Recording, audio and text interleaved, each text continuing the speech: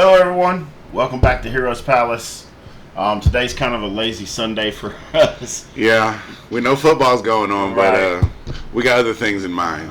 So we wanted to do a video today regardless. And we also happen to have some comic books that we've kind of been sitting on for a little minute. And Nothing special. Right, Nothing so we just need to bag and board them, and there's a lot that we need to discuss. So, you know... Alright, before we start on our discussion on season 2, just so everyone knows, the whole reason we're bagging comic books today is because we're trying to fulfill our inventory, because we're getting ready for our Whatnot store. So like he said, these aren't nothing special. These are just some number ones that we needed to bag up and get them bagged and boarded. So we figured we'd do that while we're talking about Loki season 2. Yeah. And I already know I'm a little bit behind. I've been playing catch up, but yeah, I mean, I just watched the 4 episodes. Yeah, I need to talk about it because, oh boy. All right, so for those who haven't had a chance to really get into it, or maybe don't remember the last part of the season, first season. Yeah, give them a little season 1 recap. So basically, but before you start though, y'all are going to want to stay to the end because I have a very special surprise for you that I've been hitting to for a couple weeks now. So definitely stay tuned. So you have to watch this video to see it. Definitely. That's the crazy thing. So see season 1 recap. All right, so recap season 1. Basically, Loki, after he gets captured by S.H.I.E.L.D., when they're hauling him off, someone throws the cube at him, which teleports him somewhere, but then the TVA comes and grabs his ass because now he's a variant. Right. And if those don't know, a variant is someone who's not on the sacred timeline. The one true timeline. So anybody who starts to branch off of that timeline and make a multiverse gets wiped. Basically gets stamped out. Yeah. So they supposedly come get the variant, they log it, notify, and then they either make you work for them, depending on your powers and whatnot, or they stamp you out. They call it something, but they use rods. I can't remember what it was called. But anyway, so he gets caught, they take him in, of course they want him to work for them because of what he can do. Plus they're having trouble with another Loki variant. Yeah. That's killing off all their guards and everybody. So he starts to see stuff behind the scenes. Oh, and it's I hate to cut y'all, but a pruning. Yeah, pruning. Right, pruning. They prune you, which basically erases that timeline, that next timeline that would have been created had they let you stay where you went. Right, right. So a lot of theory behind this is how the multiverse is created, but in this instance, the whole TVA is to keep that from happening. To keep it in one timeline, the sacred timeline. So that's Loki, the TVA's whole job. Yeah, that's their whole job. The whole job. So basically, they start to find things out. Loki does see things behind the scenes. Then he runs into his variant, which happens to be female. Okay. Then he falls in love with his variant, which is fitting because Loki falling in love with himself. Right. So then he starts to figure out what's really going behind the scenes, that there's somebody else that has created the TVA and has created this thing.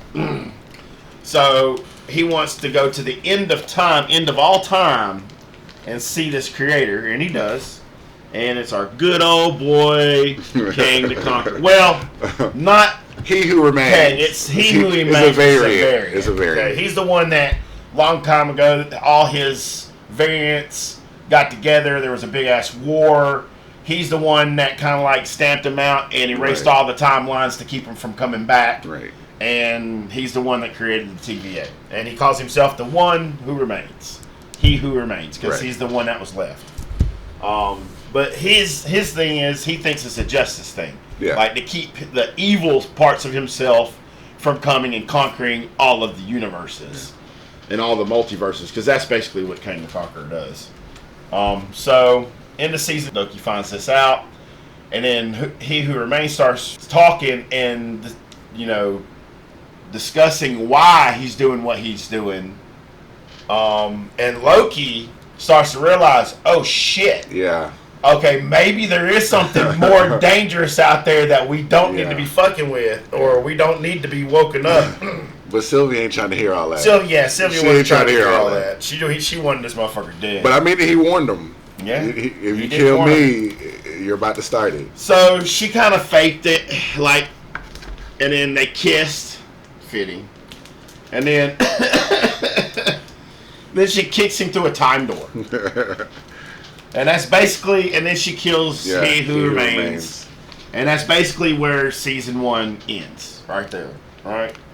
Supposedly the multiverse starts blooming back out into all these branches because he's dead. And now supposedly it's not going to be long before his variant starts showing up to the sacred timeline to conquer all timelines. Yep. So, with that being said, we go into season 2. Now, first episode of season 2, Loki gets kicked through. They go right back into the recap. Yeah, I was him time skipping. It's because she kicked him through the time door and killed him at the same time. It overloaded the loom because the loom wasn't able, which we'll get to that. The loom wasn't able to handle all the threads of time. Yeah. So it was causing time to skip anyway, surge anyway. And because he was kicked through the door around the same time, it trapped him in between two timelines. Okay. So he had to be pulled to one timeline or else he would have been stuck in time forever. Gotcha. Okay. Which, I don't know about being stuck in time forever is not too bad. I mean, I'm pretty sure there's exit doors here or there, but I don't know how all that works, but I haven't really gotten into it too much. Yeah. I mean, He Who Remains lived right at the end of time, so they figure out why he's time skipping because he's going to the past in the TVA when He Who Remains was actually developing the TVA at the time. That's when Ravenslayer, Ravonna, that's when that's before her memory got wiped. Right, before all of their memories got wiped. Before all their memories got wiped. Yeah, even Owen Wilson's character, what was his name? Mobius. Yeah, Mobius. So they figure it out, and then he meets the guy who writes the manual for the TVA. Ouroboros. Ouroboros. OB. Which is kind of funny because He Who Remains got the manual from Ouroboros, but he supposedly wrote it. Right. So. It's a classic chicken and egg scenario. The snake eating his tail. You know what I'm saying? Like, which was a nice touch. Yeah, it was a nice touch. So supposedly Ouroboros is the one who created the manual for the TVA, which explains everything about time, how to control it, how to fix the loom, and all this other stuff. But he got his research to create the manual from Victor Timely, which is He Who Remains. Yeah, or a variant. Or a variant of He Who Remains. So, another variant of King the Conqueror. Right. Just a human variant. A lot of variants. Oh, yeah, tons of them. So, and the only reason Victor even knows about it is because Raven and Miss Minutes went back into time and slipped the book into his window while he was a child. Yeah. To make him the man. Go down that path. Yeah, to go down that path because the other one was dead. Yeah. But it's funny how he more or less was a almost like a con man. Yeah, he was. You know? He created that electrical loom, right? And then conned all them gangsters out. It was more for show, just to get some money, and everything started falling apart. He was like, "Nope, I gotta go." But it was also interesting that he was like, I just didn't have the technology to make my inventions, really work. But I've always had the know-how of doing it. Yeah. So. And that's basically true. Because back at that time in Chicago, there wasn't a lot of modern technology. Right. A lot of it steam powered and fire, or coal powered. So he didn't have a lot of technology at his fingertips to make time bend to his will like he wanted to. I mean, once you saw that electricity surge from the loom he made, I was like, "Oh, it's a wrap." I was like, "Here we go. Where's the portal?" So I was waiting for the other Kangs to come through. You know what I'm saying? So then he meets Victor Timely because there's a whole little chase scene between them where Miss Minutes and Ravona's trying to get him away from Loki and them in the TVA because Miss Minutes wants him to become the man who remains again, Right. the one who remains. She just wants to evolve into a human too. Yeah. She wants a body. You find that out. Yeah, so she's in love with he who remains, Of course. and she wants a body. Look. I gotta say something about that whole angle. Like, come on. That's crazy, bro. It was just like, oh, so now you mad because he rejected you. You don't even really know you. You only kick Ramona off the boat, like you spitting all this hours with him for eons, and no, that's nuts. They tell you like I'm not him. Like I don't know you. Like come on. Yep. Here we go. Here we go. AI scorn. Like. So basically, 40. she kicks Ravona off the boat, gets Timely by himself, but then Timely realizes that she's after way more than what he's wanting to give her. Yeah. And he basically traps her back into the phone, into the time pad, Yeah. the tent pad. And then that's when Loki and them show up. But then that's when Sylvia shows up to kill his ass. Because she said, when any of his variants show up and I find out, I'm going to kill him. And she kept to her word. Well, she showed up. She didn't kill him because he talked her out of it. And then look, her kicking old girl through the portal just to send her to the end of time. Like, that was a stupid move. I mean, I get the purpose behind it. She was trying to be ironic or whatever the case would be. Be careful what you wish for because you wanted to be at the end of time, a seat at the end of time, and she already knew that he was. It was already falling apart because he was dead. But yeah. I mean, like, you didn't think to, like, maybe take her temp pad or something. You just go and kick her and something, yeah. Because if she wouldn't have did that, she would have took her into custody or whatever the case. And the way she said it, like before she did, she's like, "I'll take care of her," and I'm like, "Ooh, here we go, fight scene between girls." Right. No, she just kicks her through a fucking time door like she did Loki. I'm like, "What's it with you and kicking people through time doors? You know they got a temp pad, right? They can just go right back." I mean, she has a time pad. I mean, come on. I don't know. I don't understand that part of it. Maybe I'll chalk that up to sloppy writing. I think they wanted to show you what was happening at the end of time in that sequence. I think that's the whole reason they did that. I mean, yeah, but she went there for really no reason, just to see a dead body. Was pretty decayed too. Yeah, but the big reveal was that he who remained wiped all their memories. That was the big reveal to make her mad. Yeah, right. And I was just like, okay. I mean, I get it, but still, it was just a weird move just to kick her to the end of time. Knowing that she has a way back, or at least you should have known that they have a way back. Now Loki don't give a fuck about none of that. Right. Loki only cares about fixing the loom because he knows if he doesn't fix the loom, all of time ceases to exist. Like all of it. All time ceases to exist. So and they need his aura, his time open the aura. shields. Yeah. So I guess everyone has an aura of time around them from. Where they come from or how powerful they are. I don't know how to explain it. Here's a problem, though. Here's my question. Wouldn't his aura still be different because he's just a variant? No, because he's a variant. He has that same aura. So every variant of you has the same aura? Yeah. Kind of weird. Because they are you. In essence, they are you. They're just another variant because they come from another multiverse where conditions are different. I mean, yeah. It's just another part. Okay, so like... Say someone came to you and said, "Hey, you have a chance to go back in time and to change one decision in your life." Okay?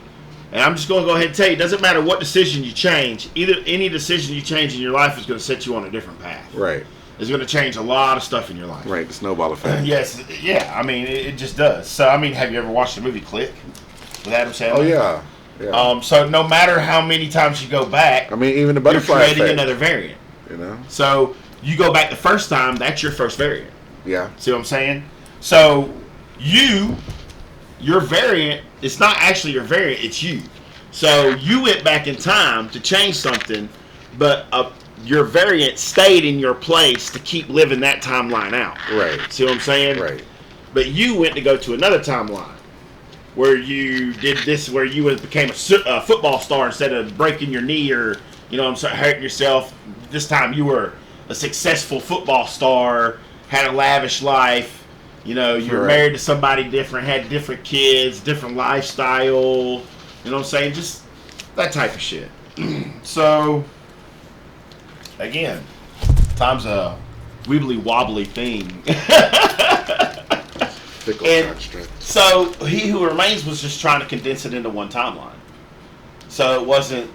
So there wasn't so many different variants because your variant might be good, this variant might be good, but this variant in this multiverse might not be. And if he ever figures out how to cross multiverses, that's a bad thing. Right. And at that point in time, all the Kangs were sharing knowledge with one another. So not only were they sharing time knowledge, they were sharing tech and all that shit with each other. So that became a lot of problems. So I think it's kind of interesting with Kang and how Kang can have so many variants and so many of them know each other knowingly. Well, you know, what it was is, you know, at one point they were destroying their own timelines, but just pulling himself out of it. Yeah, because some of them didn't agree with the other ones, or they wanted their tech or some shit like that. Yeah, it's there's a big war. The Kang Wars, like which Ravonna apparently was a big part of. She basically did all the work. Yeah, she paved the way for him to sit on the throne. So that little kicker at the end of that episode 4, that was kind of cool to find out that she was like the #1 general of his army. Right. That she was basically, and they did have a partnership. That he wouldn't have won the war without her. You know what I'm saying? So that was pretty interesting to find out, and to find out that she only saw it as a partnership and not as feelings like he had for her. Yeah. And then when he was in that boat, well, you know, as soon as she said partnership, I was like, oh, he holds the meter change. And I was like, damn it. And here come Miss Minutes. She had to say that, didn't she? Here come Miss Minutes. You heard what she said, right? Like, sit your AI he even ass down. said it in the crowd, I don't take partners. Right. I don't have partners. Right. So I thought that was pretty interesting. So, at the end of episode 4. Them trying to fix the loom. Okay, them trying to fix the loom. So Loki wants Victor to fix the loom. That's the only reason he wants Victor. Well, they really just needed him to open the shield. Yeah. So he did what he was supposed to do. And then somebody had to go out there to do some scientific stuff. And, you know, Victor was like, I need to do it because if something happens. I'm the only one that's going to know how to fix it because it was all based off of my research and my tech. I mean, I was like, you know, that's logical. Yeah, that's what I said too. So, as soon as he go out there, spaghetti. And went all over the place and just disintegrated. Just like Reed Richards and Doctor Strange. Yeah. And then something happened to the loom. It started changing and started getting bright white. Yeah. And then the reaction went off. And then then that's when the screen went black. That's the end of all existence. They went to the credits after that. But I mean that right there destroys the whole Marvel universe, multiverse, everything. That moment. I don't think that's what happened. You know? I don't think that's what happened. I think that's what happened. I don't think that's what happened. I think what happened was when his time order was introduced into the loom space, it fixed it. You think it fixed it? It fixed it automatically, but it had to take him in. That's why it had to be his order to unlock the blast doors. That's what I think. But I'm not sure about that. It had to be his order to unlock the blast door because it had to be the one who created it. Because he's the one that created it, right. But he's also the one that created the loom, too. Right. It was based off of him and his technology. Right. But it was the circumstances of why he... And I don't think it killed him when he turned into spaghetti. I think he went back into the loom. But, I mean, at the same time, when it exploded and that wave came, it basically... Because the loom is all of existence. So once it is destroyed, that's the end of existence, period. But what I'm saying is when that happened, when he went in spaghetti... Yeah. Because time happens like that. Yeah. So when he went to spaghetti, he got transported into the loom, like you said. Right. And he fixed the loom from inside the loom. And that's what the reaction was. So I don't think it was the existence of all time. I think it was him fixing the loom from inside, and it was changing. And I mean, what could have happened is if that's the case, if it did fix it from the inside, then it just reset everything, and that was just like the reset point. Here's my thing. All right, if it was the end of all time at that episode, yeah, what are you doing on the next one? Reboot. Marvel reboot. Some form of reboot. I mean, look, it's so simplistic that it's crazy. This is what I think's happening. Okay, I think the loom changes because he said the whole reason he wants to change it is to make the rings bigger so it can handle all of the branches of the timeline. Right. Even the new ones that grow in. Right. It'd be able to hold the capacity and not melt down. Right. That's what they were worried about. Yeah. They weren't worried about the new branches. Right. They were worried about the loom melting down. Right. Because then it would destroy all of existence. Right. So I think he fixed it from the inside, which made the rings bigger. Okay. He got transported into space inside the loom because he created it. Okay, yeah. You know what I'm saying? Yeah. So he got transported into a space, and when he got there, he automatically, instantly knew what to fucking do. So he did something inside the space of the loom, which made it change from inside, because it has to be cosmic to be able to handle timeline like that. You know what I'm saying? Like a timeline, multiple timelines, and it weaves it into a fine thread. Yeah. You know what I'm saying? So there has to be some kind of cosmic power behind that he can control. So I think when he entered the area, it automatically zapped him there. Okay. Because of his aura. Okay. Because he is he who remains. But I mean, yes, he's a variant, but he still is he who remains. He's still Kang the Conqueror. Right. All right. So it put him in a space, and I think as soon as he got there, he realized what happened.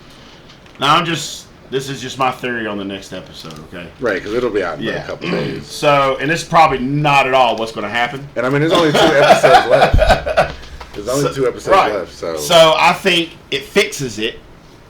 Everybody comes to, right? Okay. But then an alarm goes off, and they see all these Kang variants starting to pop up because they now have his time aura. Now they're going to start seeing his time aura pop up all over these other timelines. And then that's when Loki's going to be like, here they come. And that's probably going to be the last 2 episodes. Now, this is just my theory. Right, this is probably not at all what's going to happen. Because to be honest with you, I haven't really read that much Loki, especially the comic books. What I do know is from other comic books. Right. I haven't really read any of his personal comic books, so I don't really know too much about his background or anything that he did with Kang. I mean, there's a lot of comic books where him and Kang are either fighting or working together. You know what I'm saying? So I'm pretty sure, and I don't know of any of them, so I've never read any of them. So I don't know that much about Loki, but I do love Loki because I think he's probably... I think if Loki got serious, if he wasn't such a trickster, you know what I'm saying? If he wasn't so nonchalant about everything, I think if Loki really got serious with his magic and how powerful his magic could be, I think he could be like one of the most powerful anti-heroes in the Marvel universe. I mean, if he not already is. I was saying he basically already is. I mean, there's got to be a reason Thor keeps him by his side. You know what I'm saying? Like, yeah. So, I mean, my theory, this is what I wanted to tell you. I think my theory is at the end of season 2, basically, he starts the wars. He helps He Who Remains try to narrow it back down to one timeline. I think so. I mean, because ultimately all of this is leading up to the Kang dynasty. Mm-hmm. You know, and Loki doesn't want that to happen because he knows that the other Kangs are way more powerful than the one that's running the TVA. And the fact that this one is not trying to take over the timeline, he's just making it exist on one timeline. But again, when you erase time, when you prune timelines, you're pruning thousands of lives. Yeah. Billions. So billions and thousands, you know what I'm saying? So that's why they wanted the TVA to stop doing what they're doing. Yeah, there's a huge controversy. So now that it's happened, half the TVA doesn't want to do it. Half the TVA thinks they should still do it. That's something else. You know, them killing. What's her name? Docs. Yeah, Docs. Them killing Docs and the squad. The one that was on the seat of the judges, the chairman. Yeah, that son of a bitch X5. Oh, what was his name? No, what was his name? His actor name? What is it, Braden? There's Brad Wolf. Brad Wolf. Brad Wolf. That's Brad fucking Wolf. Oh, he's a coward. I mean, I could be totally wrong about this, but I think Loki realizes how much trouble that the Kang dynasty really is. Yeah. The Kangs that are coming really are, and him and He Who Remains, because he's going to come back. Yeah, of course. If the multiverse came back, then he's going to end up coming back too. I mean, this is a nice way for them to streamline everything into one timeline and then let it branch out from there. They're basically saying, okay, now we're just going forward with the multiverse from here. Because I'm saying, like, maybe the wave that came out was just a reboot of everything, so everything is just all one time stream now, and then the Loom will be able to handle multiples as it branches off in the future. Maybe that's where they're going with the movies. I don't know, because from what maybe we're going to start seeing variants come from other timelines to help the Avengers or some shit like that. You know what I'm saying? That would be pretty cool and weird at the same time. The type of Tony Stark. Yeah, I mean, that's what I'm pretty sure everybody thought we was going to see in the Doctor Strange movie. Different variants. They're not ready for that. Marvel's not ready to show that yet. They're probably going to show his daughter first, or what? Oh, girl, what's her name? Ironheart. Riri. Yeah. But who knows? But I mean, we still got 2 more episodes of Loki, so we'll see what happens. Yeah.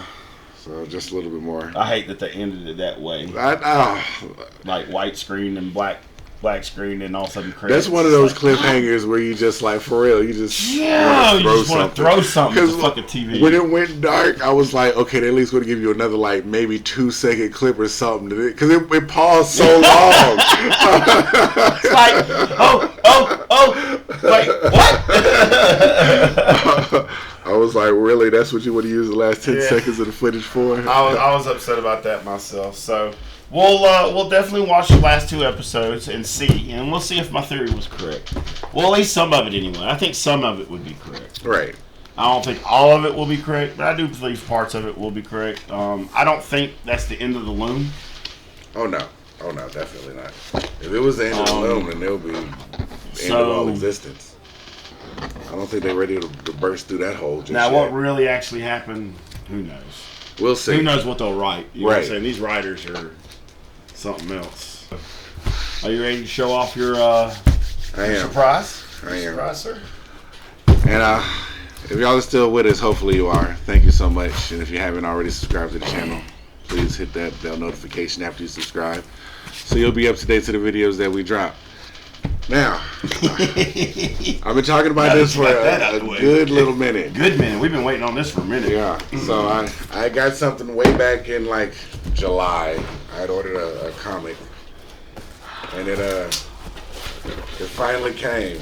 It's a beautiful thing. Beautiful. So I figured we could open it together, more or less. Okay. I mean, we know what it is, but you don't. I mean, I know what it is.